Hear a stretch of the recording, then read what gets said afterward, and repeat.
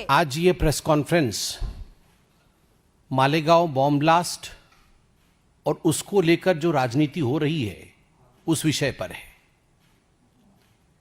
कल हमारे वरिष्ठ नेता रविशंकर प्रसाद जी ने भी प्रेस कॉन्फ्रेंस किया था और कल जो एनआईए अदालत ने 2008 में हुए मालेगांव बॉम्ब ब्लास्ट को लेकर फैसला सुनाया था, 7 निर्दोषों को कल छोड़ा गया था, इस विषय पर विस्तार से प्रेस कॉन्फ्रेंस किया है। जिस प्रकार से देश में भगवा आतंकवाद के नैरेटिव या विमर्श को फैलाने की कोशिश कांग्रेस की सरकार ने की थी और जिस प्रकार से खास करके गांधी परिवार की चेष्टा थी कि हिंदुओं को अपमानित किया जाए और कहीं न कहीं तुष्टीकरण की राजनीति के कारण, वोट बैंक के पॉलिटिक्स के कारण गांधी परिवार की यह तीव्र इच्छा थी कि सनातन एवं हिंदुओं पर कुठाराघात किया जाए। कल मालेगांव ब्लास्ट पर जो वर्डिक्ट आया कोर्ट का, उसके पश्चात यह विमर्श, यह नैरेटिव औंधे मुंह गिरा है। मगर आज उसमें 2 डेवलपमेंट्स हुई हैं। 2 new developments have come up in the Malegaon blast today. Both of them are political developments which have shed new light in this. 2 विमर्श आज उभर के आए हैं। पहला विमर्श है मालेगांव बॉम्ब ब्लास्ट के दौरान जो एटीएस थी जिसने इन्वेस्टिगेट किया, उस एटीएस के एक अधिकारी जिनका नाम है महबूब मुजावर, उनका एक खुलासा आज हुआ है। वह खुलासा बहुत ही चौंकाने वाला है। आज इस प्रेस कॉन्फ्रेंस में महबूब मुजावर के इस खुलासे के विषय में बातचीत होगी और दूसरा, राहुल गांधी जी के कहने पर पृथ्वीराज चौहान, पूर्व मुख्यमंत्री और कांग्रेस के कद्दावर नेता ने जिस प्रकार का बयान दिया है, कल भी दिया और आज भी दिया है, उस पर भी इस प्रेस कॉन्फ्रेंस में चर्चा होगी। पहले महबूब मुजव्वर जो कि एटीएस अधिकारी रहे, 2008 में मालेगांव में बॉम्ब ब्लास्ट होने के पश्चात जो जांच समिति गठित की गई थी, उस जांच समिति के एक अहम हिस्से थे। उनके वक्तव्य के विषय में बात करते हैं।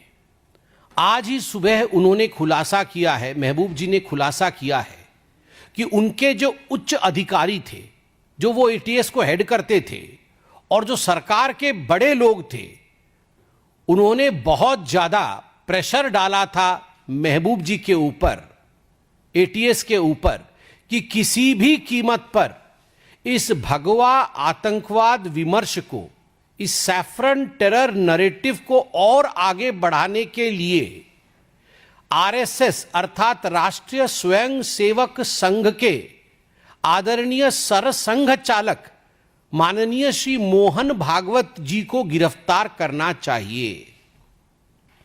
यह निर्देश दिया गया था महबूब मुजावर जी को कि आप इस भगवा आतंकवाद के नैरेटिव को आगे बढ़ाइए और किसी भी कीमत पर मोहन भागवत जी की गिरफ्तारी होनी चाहिए। चार्जशीट में नाम नहीं, जांच में कहीं भी मोहन भागवत जी का कोई लेना देना नहीं, नाम नहीं आ रहा है। फिर भी जब गिरफ्तारी का हुक्म दिया गया तो महबूब मुजव्वर ने संविधान का हवाला देते हुए कहा कि मैं ये काम नहीं कर सकता, क्योंकि यह संविधान सम्मत नहीं है, यह आईन अर्थात कानून सम्मत नहीं है, इसलिए मैं कानून से ऊपर उठ के ऐसा कोई काम नहीं करूंगा जिससे भारत के संविधान को चोट पहुंचे। और उन्होंने साफ साफ इनकार कर दिया कि मैं संघ के सरसंघ चालक जी को गिरफ्तार नहीं करूंगा, क्योंकि उनका इससे कोई लेना देना नहीं। बदले में महबूब मुजव्वर जी के ऊपर जो अधिकारी थे, जो बड़े अधिकारी थे, उन्होंने कुछ इल्जाम लगाए। Some damning charges were pressed upon this ATS officer, Mr. महबूब मुजव्वर, जिसके कारण से उनकी पदोन्नति अर्थात प्रमोशन भी रुक गई। बाद में महबूब मुजव्वर कोर्ट में गए और कोर्ट ने उन्हें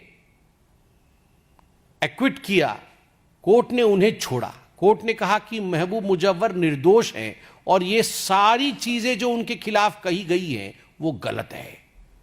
तो आप उस समय की कांग्रेस सरकार की विंडिक्टिव एटीट्यूड को देखिए। जबरन किस प्रकार से भारतीय जनता पार्टी और जो लोग हिंदू धर्म को मानते हैं और संघ के उच्चस्थ स्थान पर, उच्च पदवी पर जो लोग आसीन हैं, किस प्रकार से उनको अपमानित किया जाए, उनको गिरफ्तार किया जाए, उनसे बदला लिया जाए, इस प्रकार के विंडिक्टिव एटीट्यूड के साथ उस समय की कांग्रेस पार्टी काम कर रही थी और यह सब कुछ गांधी परिवार के कहने पर हो रहा था। आप बार बार मुझसे पूछ रहे होंगे कि मैं गांधी परिवार के कहने पर हो रहा था, ऐसा क्यों कह रहा हूं। इसका उत्तर माननीय प्रधानमंत्री जी ने अपने ऑपरेशन सिंदूर के दौरान दिए हुए भाषण में बड़े स्पष्ट रूप से कहा था कि एक बहुत बड़ा नेता है जिसने अमेरिका में जाकर वहां के जो खुफिया तंत्र है वहां कहा था कि हमें सिम्मी से बड़ा खतरा हिंदू आतंकवाद से है आज हिंदुस्तान में। और आप भी जानते हैं वो बड़ा नेता कौन है जिसने यूएस के एम्बेसडर से कहा था कि हिंदू आतंकवाद आज हिंदुस्तान के लिए सबसे बड़ा खतरा है और सिम्मी भी उसके सामने बौनी है। तो स्वाभाविक रूप से गांधी परिवार का एक यह एजेंडा था कि वोट बैंक की राजनीति के लिए किसी भी प्रकार से सनातन को अपमानित किया जाए। और महबूब मुजव्वर बार बार अपने कथन में कहते हैं कि झूठे आरोप लगाकर मोहन भागवत जी को गिरफ्तार करने की बात कही गई थी, झूठे मनगढ़ंत कहानी बना करके। दूसरा विषय जो आज महत्वपूर्ण है वह है पृथ्वीराज चौहान जी के बारंबार आ रहे बयानों का। कोई कल एक बार एक्सीडेंटल बयान हो गया हो ऐसा नहीं है, आज भी बयान को दोहराया गया है। आज भी कहा गया है, दो बातें कही गई है। पहली बात कही गई है कि आतंकवाद का धर्म नहीं होता। ये जो आतंकवाद का धर्म नहीं होता ये तकिया कलाम है तुष्टीकरण का। ये आतंकवाद का धर्म नहीं होता वो तमाम कांग्रेसी नेता कहते हैं जब आतंकवादी हमला होता है ताकि वो अपने वोट बैंक को साध सके और तुष्टीकरण की राजनीति को आगे बढ़ा सके। और उसी सांस में in the same breath Prithviraj Chauhan कहते हैं आतंकवाद का धर्म तो नहीं होता है, कहना ही है तो आप कहो हिंदू आतंकी या सनातन आतंकी। वाह, आतंकवाद का धर्म नहीं होता मगर हिंदू आतंकी और सनातन आतंकी कहो, कहना ही है तो। आप याद करिए सुशील कुमार शिंदे जी ने भगवा आतंकवाद कहा था उनके एक कॉन्क्लेव में, कांग्रेस पार्टी के एक बैठक में पहली बार भगवा आतंकवाद कहा था। और जब विगत वर्ष उनसे पूछा गया कि आपने सही किया या गलत किया भगवा आतंकवाद के शब्द का प्रयोग करके, तो सुशील कुमार शिंदे मुस्कुराते हुए कह रहे थे मैंने अपने मन से नहीं किया, मुझे तो लगता है मैंने गलत किया, मगर जो आला कमान ने कहा, जो मुझे मेरी पार्टी ने कहा कि आप भगवा आतंकवाद सैफरन टेरर का प्रयोग करिए, मैंने वो प्रयोग किया। मतलब आला कमान कौन है? कांग्रेस पार्टी में आला कमान तो कोई और नहीं, एक ही आला कमान है, या यूं कहिए कमान में बहुत सारे आले हैं गांधी परिवार के। कमान एक, गांधी परिवार, आले अनेक।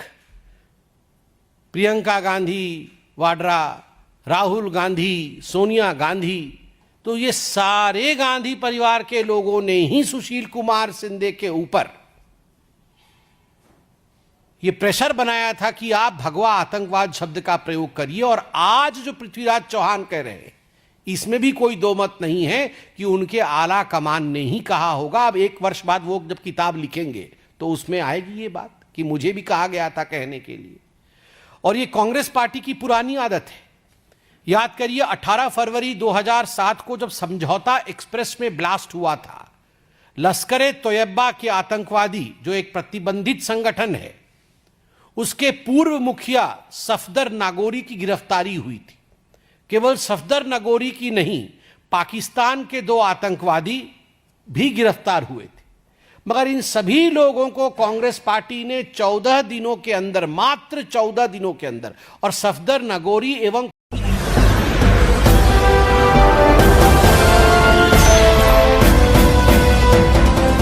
आप देख रहे हैं लाइव 1999 राष्ट्र सबसे पहले